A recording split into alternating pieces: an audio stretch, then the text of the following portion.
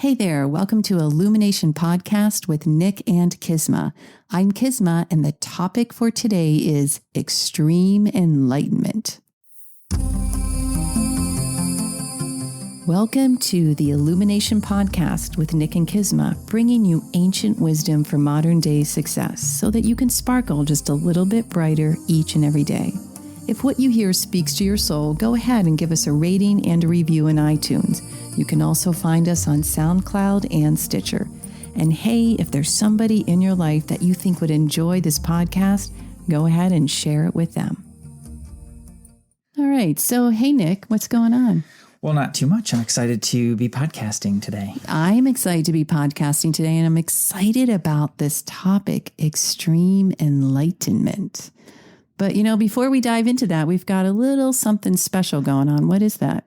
Well, I think, we've seen our podcast really shift over the last several months, and there's some exciting changes. And one of the things that I've been really inspired by is some of the questions that we get in here and there, but we never really talked about that on the podcast. So I just wanted to let everybody know that if you have a question, some of the topics that we bring up are thought-provoking, and that's the purpose of it. Is we want you to think. Yeah, we do not want inquire. Yeah, we don't want you to just take what we're saying for the gospel. Be all and the end all. Yeah, no. At all, ever, even if it really resonates with you, that's the best time to question, exactly. to really look at it. So to that end, we'd love to take your questions on the podcast. So all you have to do is, if you're listening and something comes up to you, just email your question to info@sourcemovement.com. Ooh. That's the email. We both see that email. Yeah. So we'll definitely keep those. And how cool would that be? Like, you have a question, you send it to us, info@sourcemovement.com, and we look at it. And a few weeks later, we're like, here's a question. What you can also do is you want your name mentioned or you don't want your name mentioned, because some people might have some pretty interesting questions.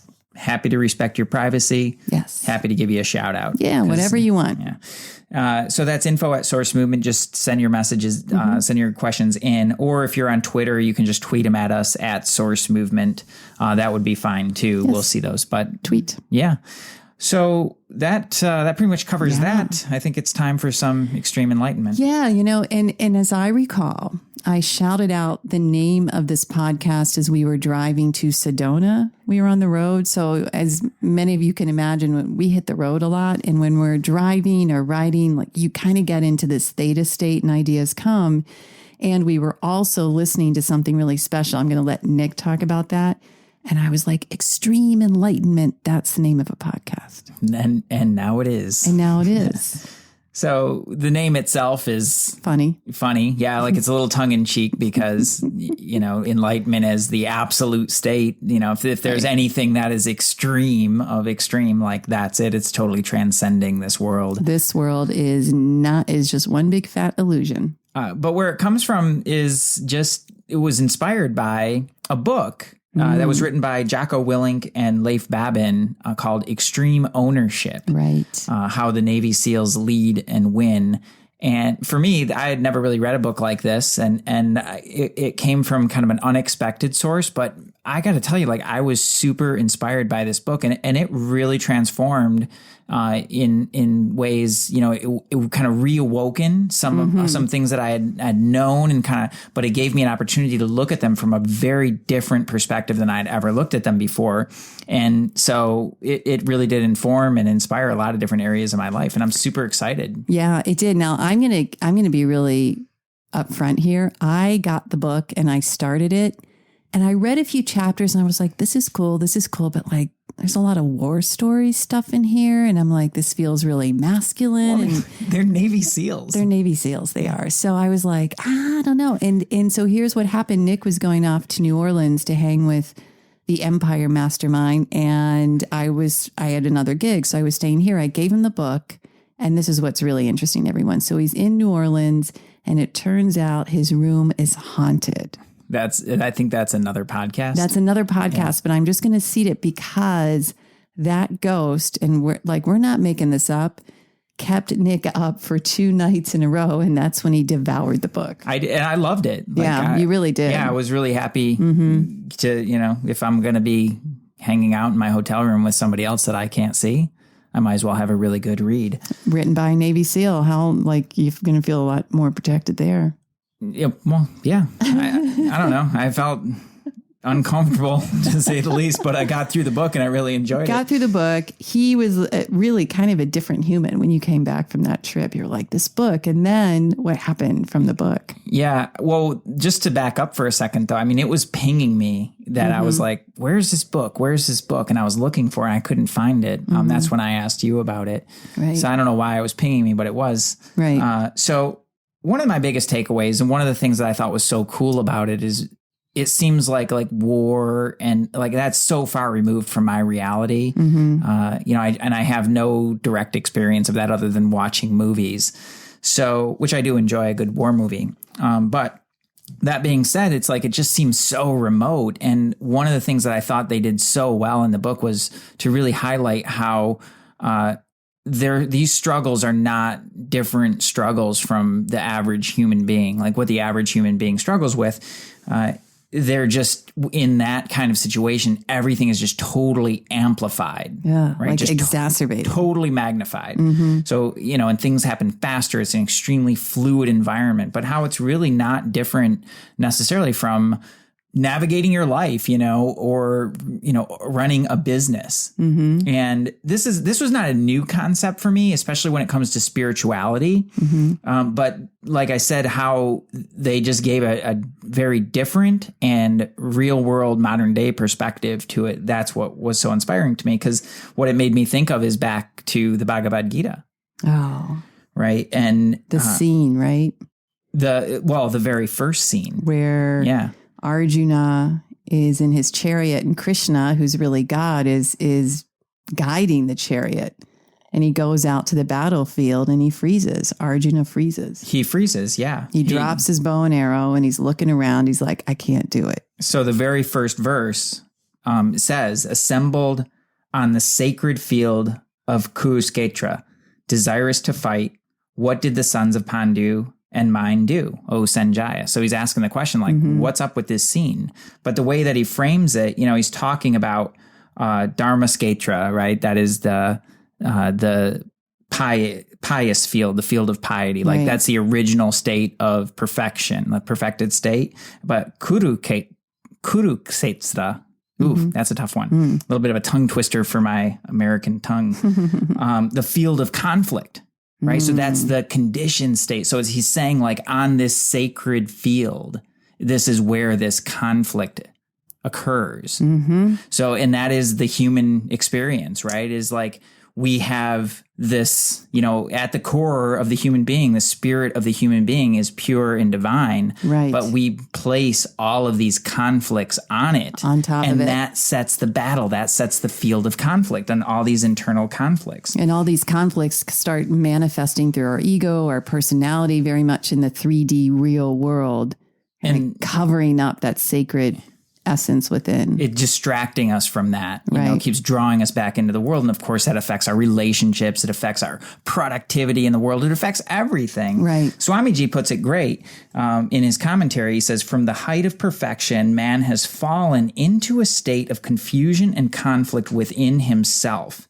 His life is riddled with trials and tribulations, worries and anxieties, stress and strain. Riddled with trials and tribulations, worries and anxiety, stress and strain. That's heavy. Really describing it, though. It's describing humanity when you look around. It is. Yeah, absolutely. So it's saying here it is, right? That's the scene. And this is how it's all set up. And it's all in that first verse is you are perfection at your core. You just don't know it, right. And that if you go to the extreme state, it's embodying the spirit, right? Totally. But what's interesting, as you were saying, right, is how Arjuna freezes. Totally froze. He wheels on out, right? Krishna's his charioteer and wheels on out to survey the battlefield and looks across and sees his friends and his teachers and his relatives. His relatives, right? And he just freezes. Yeah. He like drops his bow, drops his weapon, and then he gets into, now this is what's really interesting though, is where he starts going on about all the reasons that he can't fight. All the excuses, all the reasons he should not do what he was placed there to do. Exactly. Oh, how many times do I do that a day? Holy cow. Right. He comes up with all these reasons why he can't. And he's just like railing against it. And Christian is just sitting there quietly. And he's going on and on about this, for verses of like, I can't do it. Like there's my brothers, and he's making up he's even trying to like reason his way out of it, like why he can't do this. But at the end of the day, he is a warrior, and this is a righteous battle. Yeah. So it takes, what he did was put these spiritual teachings throughout the rest of the text. As the text unfolds, he put these spiritual teachings into war. Right. Into a battle, a great battle, because that's where everything is magnified. Oh, man. So it really kind of drew those two together for me. And it just made it like, so when he finally exhausts himself, like he finally, like a little child, he surrenders. He surrenders. Yeah. And that's the moment when he just finally lets go that that Krishna can actually teach him. Exactly. It wasn't until that moment where he had nothing else to say, no other excuses, just there. And then beautiful teachings come out of Krishna's mouth. Verse after verse, 18 chapters. Right. It goes on and on. I can't remember how many verses are in there, but it's extraordinary. It is an extraordinary piece of work, especially Swamiji's commentary on it. It's the best I've ever encountered. It's so deep. Yeah, it's incredible. But anyway, it brings it back to like I was saying, like that spirituality, like they put it in the context of a battle like that, because it just makes it so like life or death. Right. And I think that's kind of one of the things that people use to sideline spirituality or sideline their spiritual growth or sideline their just, looking at themselves and growing and developing as a human is like, oh, I don't have time for that or whatever. It's because it lacks that urgency. And this was a situation where it's like, if Arjuna doesn't get his stuff together, like right now, he's done. He's done. And his mission is done. His mission's done, and his troops have no leader. So share just a little bit more about that urgency, because I remember once we were talking, this is probably a couple years ago, and for those of you that have ever encountered the study of Vedanta or been with the guru, there's a part of the day called Satvik, which is between 4 a.m. and 6 a.m. And that's when, if you want to change something within your realm, within your being, within your personality, you want to learn, those are the sacred hours to study. And Swamiji used to say, in order to develop your intellect, study 60 to 90 minutes every day between 4 a.m. and 6 a.m. And often it seemed impossible, but we really did have a good rhythm, and we still study, not always at 5 a.m., but pretty early. And I remember once saying to you, you know what?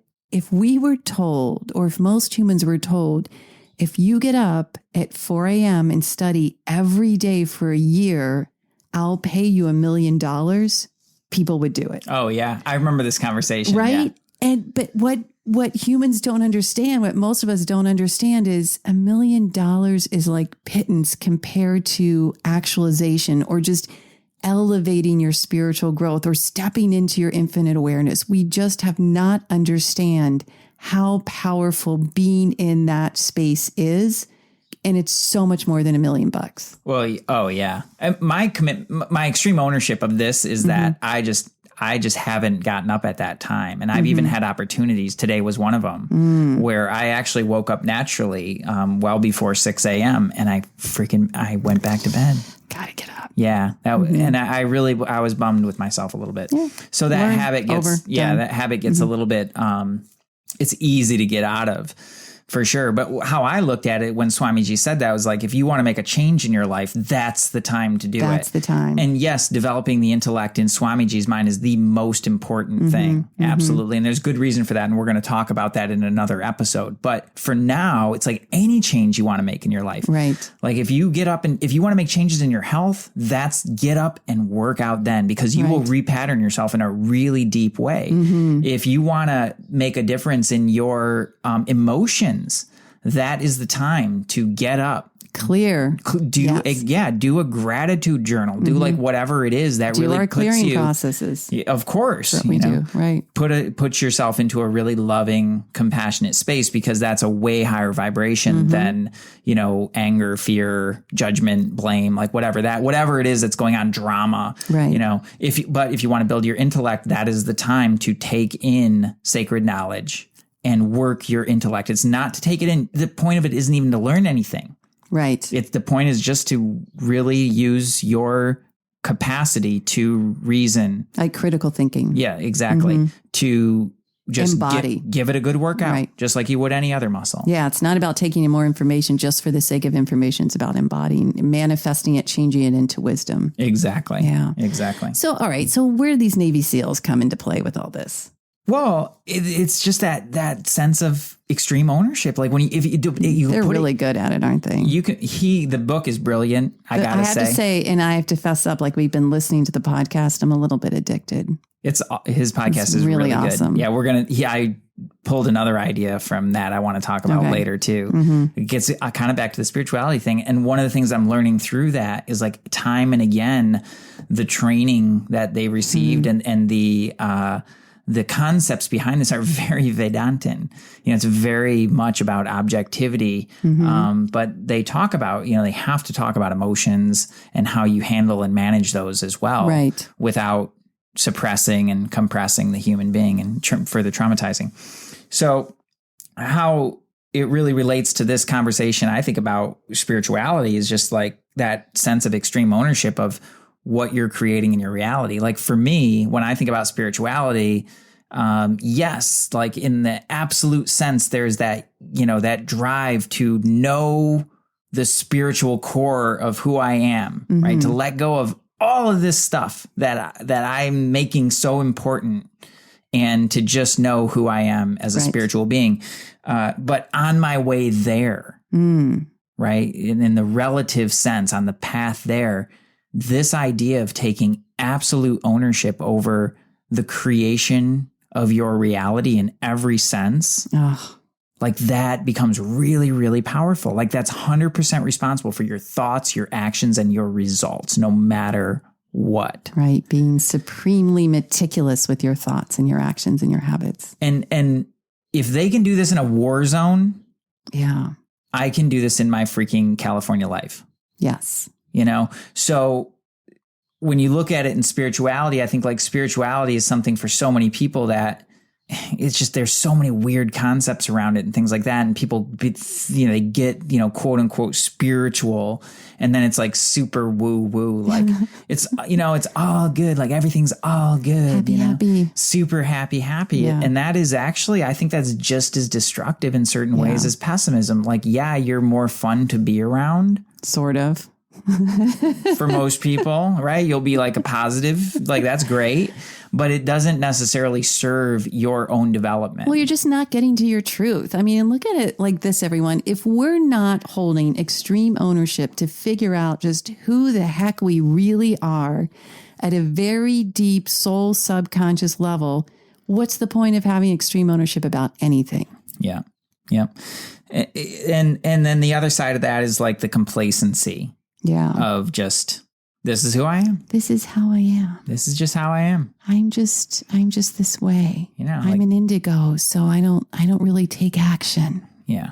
No. I can't make a choice about that, or it doesn't feel right to me. I'm going to go meditate for 5 hours. Okay, I'm going to be all spiritual and I'm not going to make any money. This is not spirituality. It's totally not, right? But that's just how I am. Like, no, like get better, you're not in the perfected state, so to move forward towards that requires more and more truth. Like And I have to share too, and I'm just going to give Toby Alexander a shout out here because he's really the one that introduced us to the book. He is, isn't he? Yeah. Okay. Toby. And he also said this other thing. Toby's a great teacher. Oftentimes we as humans think, well, I don't have to be perfect. Or if I'm trying to be perfect, I'm going to be disappointed or I'm just going to do my best. And I shared with him once, as a classical musician, which Nick and I both were for most of our lives, perfection is the standard. You just got to start it perfect. Otherwise, people aren't going to clap. And that feels really crappy, or you don't get a job or you lose your job. And he said, what's the matter with perfection? The human being is designed to be perfect. Go ahead. And I think that perfection, it means the failures, the reignitions, the reboots, the discernment, the discrimination, the taking action, all of that is the perfect human being, especially when we create this extreme ownership in our thoughts, our actions, our habits, our character. Well, yeah, it's a distortion of that. Like you make perfection wrong. And we even have a previous podcast about this, like about accepting exactly where you're at. Like that's really important too. But that doesn't mean that perfection can't be a goal that you strive towards. The problem is attaching your worth or your state of being to your results, right? So if you get all bummed out because everything didn't, work out perfectly, that's not a reason to not hold that standard. That's a reason to just look at your attachment and why you've attached your identity or your worth to your result. Or attached to that perfection or spiritual gain. I mean, we've talked before about how spiritual attachment is the most dangerous. And I think it was Jocko in his podcast, correct me if I'm wrong, he brought up Tiger Woods. And he was like, Tiger didn't think about his last swing. He's not thinking about his next swing. He's thinking about this swing only. That's it. Extreme focus. That's powerful. Right? Extreme focus, not like this feverish, I'm in the future, I'm really nervous, or resentment or anger or sadness in the past. It's like, boom, right here. What is happening right here that I can take extreme ownership of? Exactly. Like right here and right now, right. But that's we'll get to that in a minute, but where there's this trauma around that idea of perfection, Yeah. And it becomes really damaging for people. Like it incapacitates people's action. Why do you think so? Well, because it's like, well, if I can't do it and it can't be perfect, then I might as well just not bother. Oh, yeah. They won't take the imperfect action. They're waiting for it to be perfect. But everyone, that's just a perception. That's just their perception of when it's going to be perfect. Right. Exactly. Perfection's being in the now, doing whatever it is right now. Exactly. But there's all these funny little things around it that I think people just... so they reject the idea of, going after perfection or that, just a really, really high standard. Right. And even then it's like, I don't know what you call it, that thing where in geometry where the line goes and goes and it gets closer and closer, but it never actually gets to the edge. Sad, whatever it is. Oh, okay. That was geez, man. I flashed back like my flute player years. I just passed out of geometry. Yeah. Oh, wow.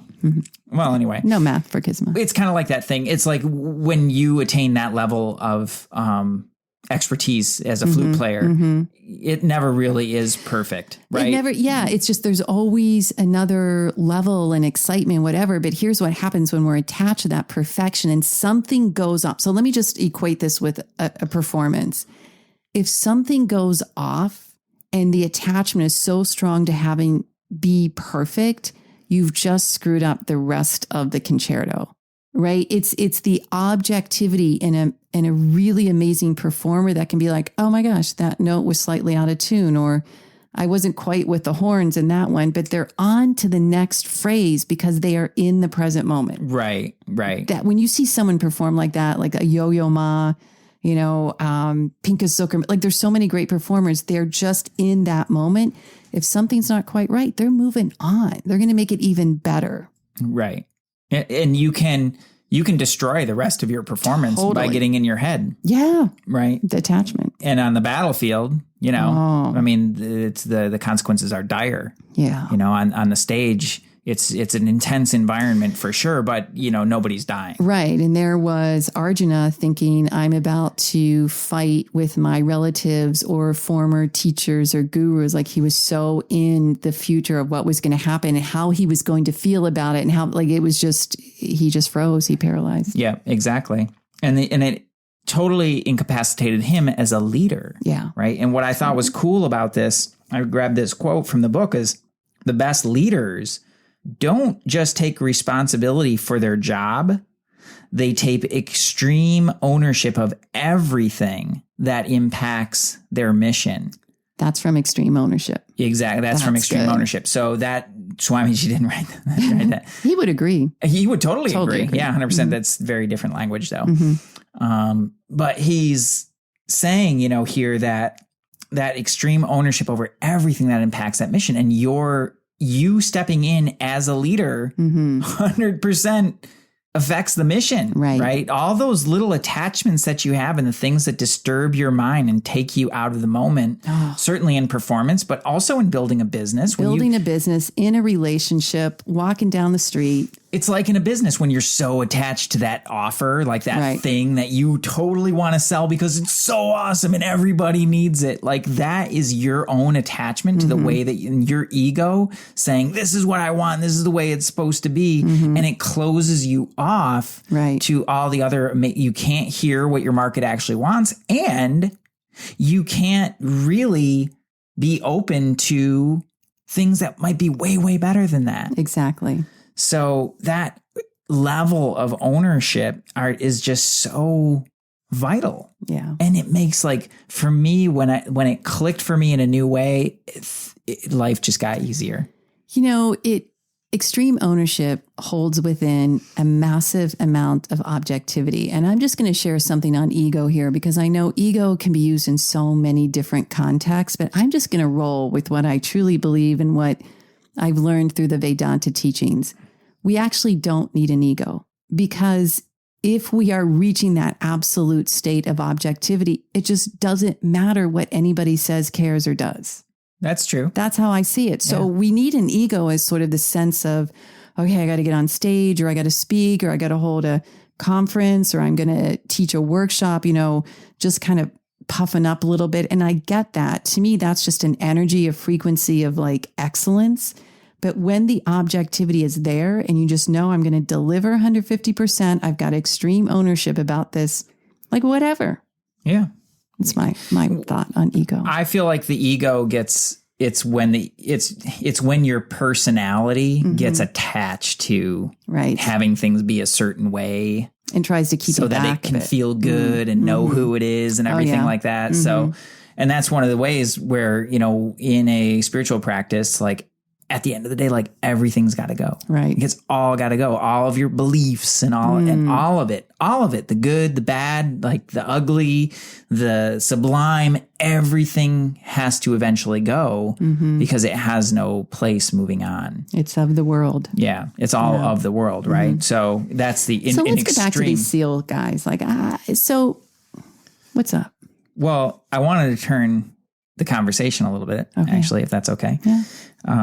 When I was listening to one of his podcasts, and Jocko, he's awesome. Jocko podcast. And who's the Echo guy? Echo Charlie? Echo Charles. Yeah. What a sweetie. Yeah. They're great. They're a great team, actually.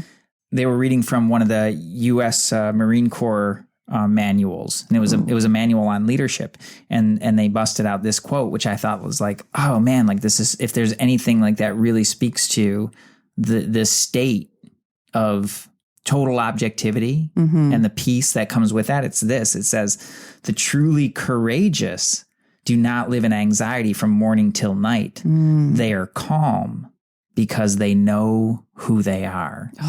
And that's like so powerful. It's so stealth. They're calm because they know who they are. And I don't know about you, but I look at that as they know inside, like that individuation of the ultimate energy, the true infinite awareness. When a human knows that, when you know that, it's like, it's so stealth. It's so powerful. Like they put it into the battle context where there's certain guys who are just like really rightfully so, like frightened, Yeah. You're faced with mortality possible death every second. Yeah. So, and going out on a patrol or, or something like that, like, you're in danger. So, that's normal.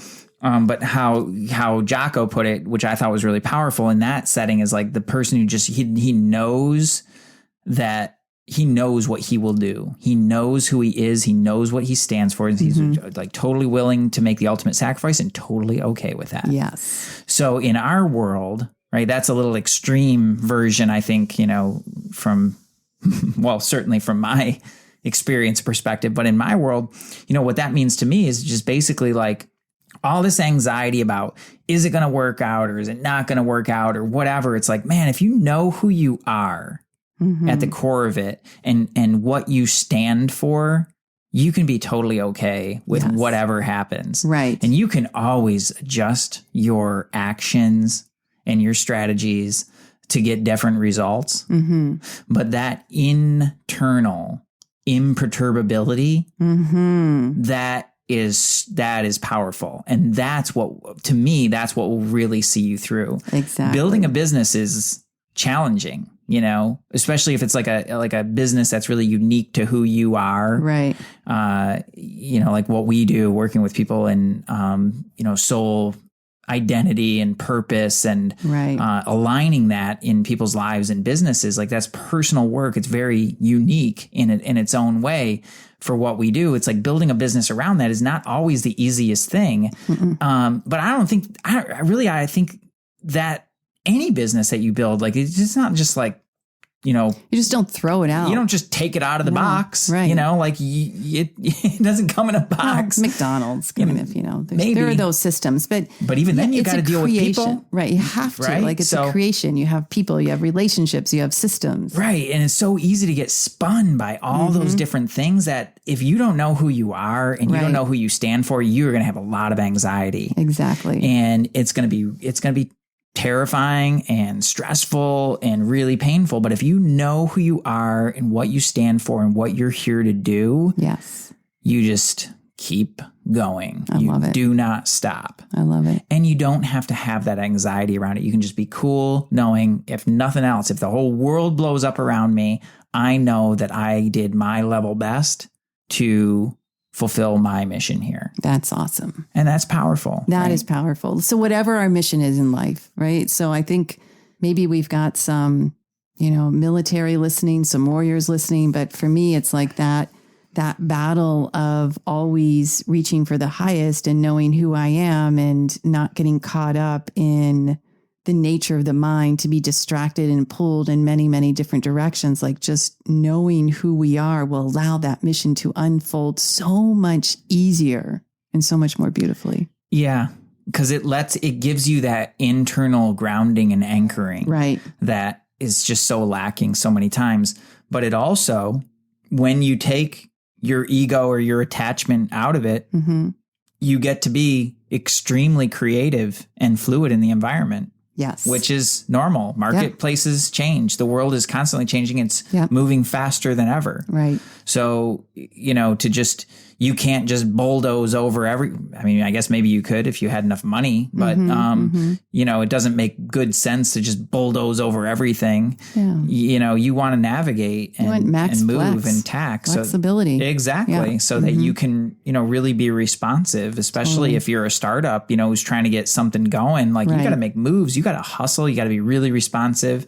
And I don't know, from what they describe, seems like very few, if any, of their missions ever go according to plan. Yeah. And I personally can't remember the last time that anything that we've planned out went exactly as planned. Is always something different about it. Yeah. And that ability to just stay true to who you are, really confidently and strong, but at the same time, be able to get creative, to make moves and to adjust your strategies and your actions so that you can get to your result one way or the other. Exactly. And I just think it's like that single point of focus, like I'm going there. Right. Like whatever happens, some way, somehow, that's where I'm going. Yeah. And that attachment to how gets into it. Yeah. But when you break it down to a spiritual practice, like that knowing who you are, like that is the core of a spiritual practice. Totally the core. So absolutely. Because that is the identification, the belief, right? We talked about this before, I bet. You know, what we believe about ourselves is going to resonate that in what is in front of us. What we identify with in terms of emotions is going to manifest in front of us.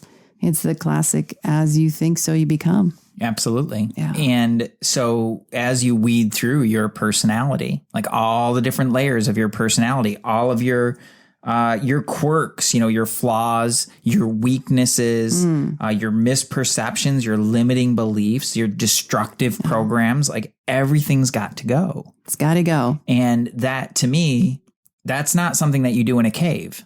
No. That's something that you do in life. Okay, you know? But here's the thing. You can be meditating in a cave and you're letting go all those things. But the issue is you step back into the world, which is always changing, always rolling out in front, and everything gets kind of triggered again. Yeah. Yeah. Ineffective. I just think, and not, to me, like not the fastest way. Not the fastest. I really think like being in relationships with other human beings. Right. You know, having a career or having a business that you really work diligently at, right. like those sorts of things, they're going to naturally bring up all of those limitations, those right. weaknesses, and those challenges.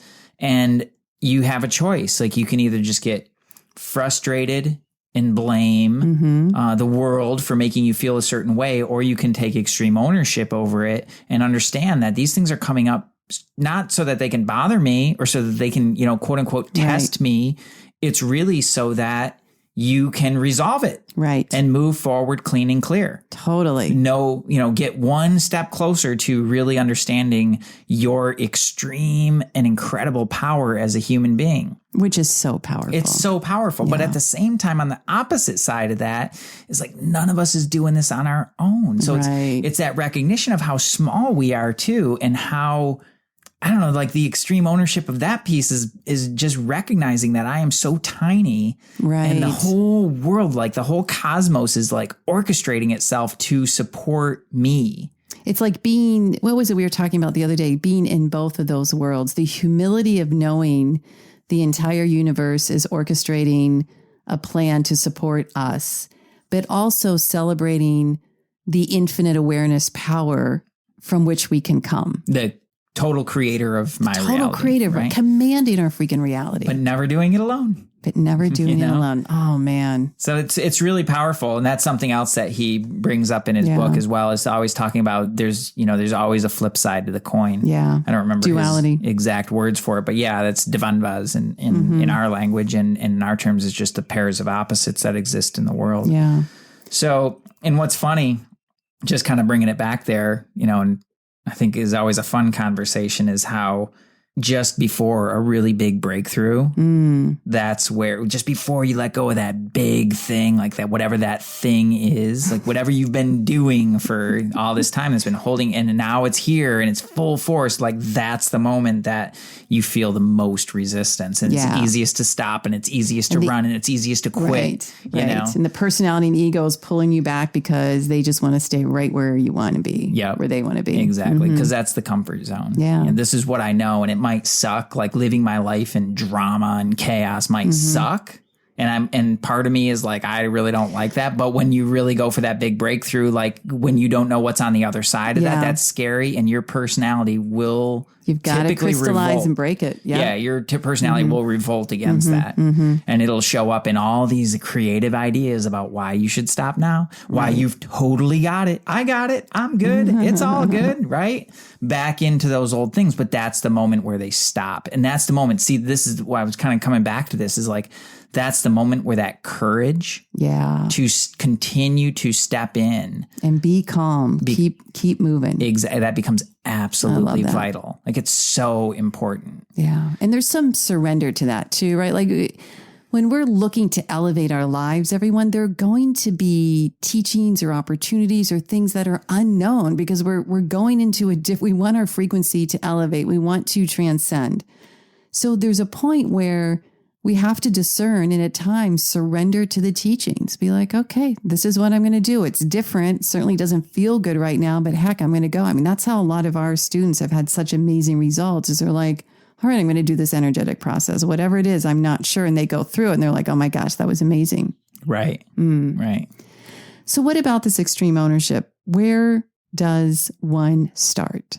Well, I think you just start by starting. Like it's just, it's self inquiry for sure, to look at, spend a little time like looking at things, like when something comes up that really bothers you, to inquire like what about that really bothers you. If you've been working at something for a really long time and it's not working out, like you're not getting the results that you want. Yeah. You have an opportunity there to take 100% responsibility, to really look where you're not taking responsibility, so that you can take back control and empowerment and actually make an adjustment as needed. Okay. So that's one place for sure. Start.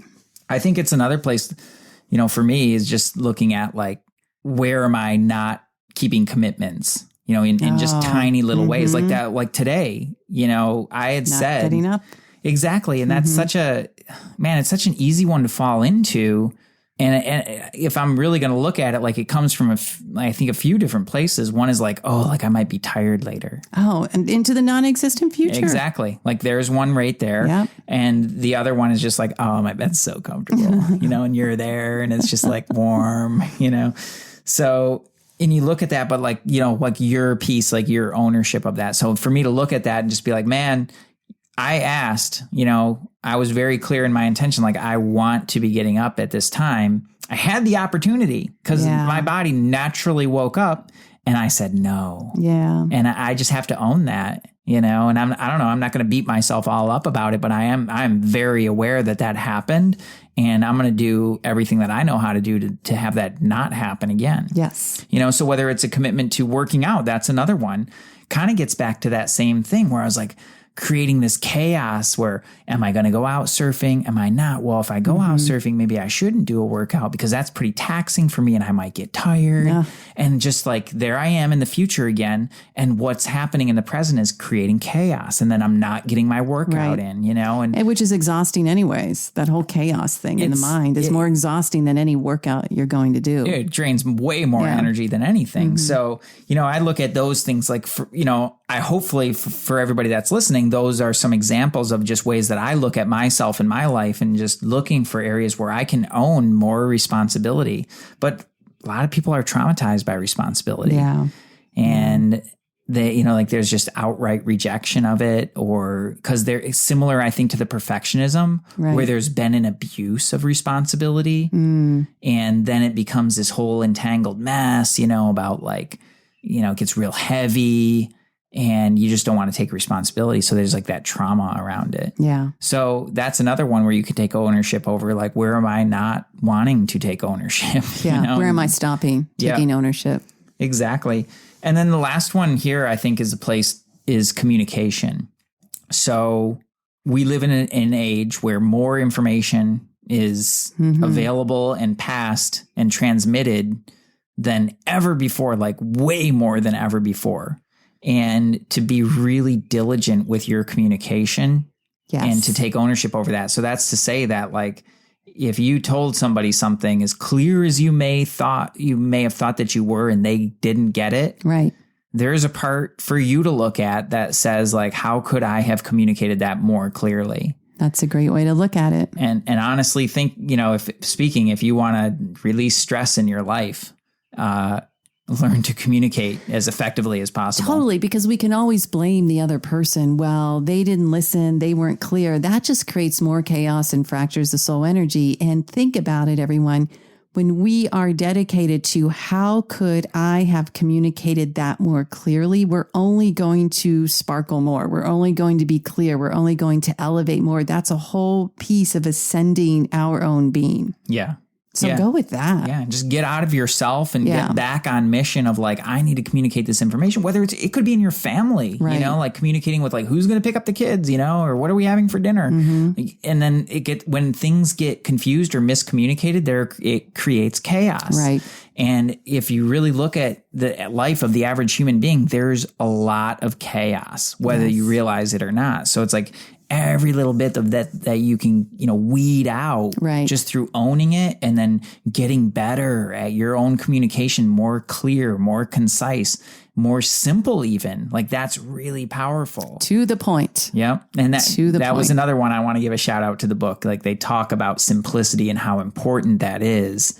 And that I got a lot out of that, Really important. That's a whole other podcast. That'll be a good one. Simple. And last one I think is money and finances, where a lot of times like people like put that out on somebody else, like my boss isn't paying me enough, or, my clients aren't, invested enough, or like whatever it is, somebody else has got control of my money.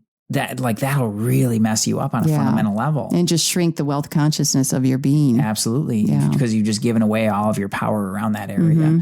And I just feel like that's one of the reasons that I enjoy owning our business together, is because we are the masters of our income. Right. And you have no choice but to take full ownership over that. Right. If we can't afford what we want, or can't afford to grow our business in the way we want, or to grow ourselves in the way we want, there's nobody to blame except for us. Just look at ourselves. And not making the sales that we want, or like whatever that comes down to. So taking ownership over your money and finances is also extremely important. Yeah, totally. So I'll leave it with a Jocko quote here. Oh, the train of truth. Train of truth. Jocko, you got the train of truth behind you. This is big. Jocko gets the train of truth for be humble, be open-minded, listen, and learn to lead. Oh, that's awesome. I mean, that's say that one more time. It's so simple, right? Be humble, be open-minded, listen, and learn to lead. That's great. Learn to be a leader. Yeah. And we can always get better at that. Always and forever. Yeah. Love it. So super inspired. Big shout out to Jocko. The name of the book is Extreme Ownership. And you can also check out his podcast. That is Jocko Podcast. He and Echo Charles do a fantastic job, especially if you're into like war and that kind of thing. And workout and just mindset, like really excellent. I'm not into war, but I can't stop listening. Yeah, it's there's something really captivating about it. So that's really it.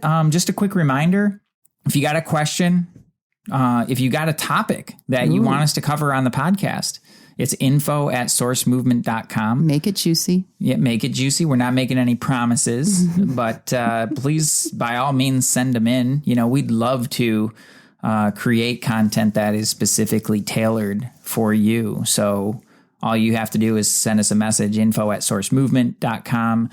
You can tweet at us at sourcemovement. And I think that just about does it. If you're on nice things, though, please. If you're on iTunes, give us you can subscribe to the podcast, Source Movement. It is Illumination Podcasts with Nick and Kizma. And you can give us a rating and a review there. We would really very much appreciate that. Thank you for all of those who have done that. That's awesome. And I think step one is, if you want to like really get centered in yourself, is you go to sourcemovement.com/meditate. Yeah, that's cool. That's a cool meditation training. It's highly really cool. recommend. There's a video in there that breaks down some subtleties of meditation, some things that nobody, like just people don't teach about it, that are actually really, really important. And then if you want, you can purchase meditation there. I can't remember what it's, very inexpensive for what it is. Awesome. And it's, it's a process that has been passed down, and I've developed and innovated in a way that just really puts you into a full potential state of being very, very quickly. So it's super powerful. Ownership. So it's sourcemovement.com/meditate. Right. So I think that just about does it for today. All right. A little bit of a longer one. Yeah. I love it. Yeah. Thanks for being here, everyone. We love you. We love you. Namaste. Namaste.